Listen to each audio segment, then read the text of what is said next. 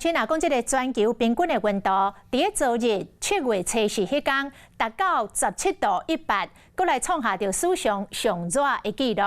中国的北京嘛超过摄氏40度，讲热死人咯。咱台湾嘛是小风风，未少人会来食冰透心凉、解喙焦。讲最近这个国营事业，包括着台电的电厂甲中油的福利社，这鸡仔冰拢卖甲滚呛呛。 大家排咧口味甲数量成效好，买鸡仔饼的人有够侪。店员有够无闲，因为冰柜一个拍开都毋捌关过，大家拢买一大包真侪鸡。你安尼几只啊？60几只啊？60几只哦，哇塞！68啦，68只。底柜地差不多什么口味都拢有，袂少人佫有专工穿袋仔来里底。最近这个卖饼门市有够清。惊物件红买了去啊！所以你电话来是有排队，有的还排队啊，有的没有买到啊。所以说你今天就趁还没开门，赶快来要排。因为他们有时候常常那个就是会缺货，然后要等到下午才会再补货。这样子。所以特地还没开门就先来排队。是。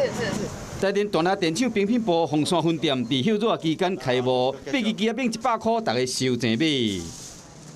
平均大概4000只上下在。一天都大概4000只。台电的鸡仔饼有红豆啊、绿豆啊、柠檬等等，规10种的传统口味，逐种拢真热销。讲到国营事业的饼，就袂使无讲到卖一架这个高雄中油南仔坑福利社的饼。安尼拢做5包冰棒，2个甜饼。会来买拢是内行的，嘛是多年的老主顾。夏天都会来了，好几次了。出嘛爱食，大人嘛爱食。大家拢买几啊包，各种的口味拢真介意，为1支9块到即马15块，因为真材实料的古早味，大家拢真捧场。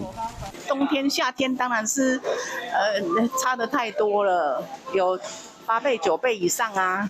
一天平均讲卖6000支，若拄着假日的时，量搁较大。像这个热天，食冰消暑清凉一个，和这个台电甲中油的鸡仔冰，嘛伫冰品界有抢到一席之地。华视新闻看起来，赶快订阅我们的华视新闻 YouTube 频道，欢迎按赞、订阅、开启小铃铛，最新最及时的资讯要提供给你。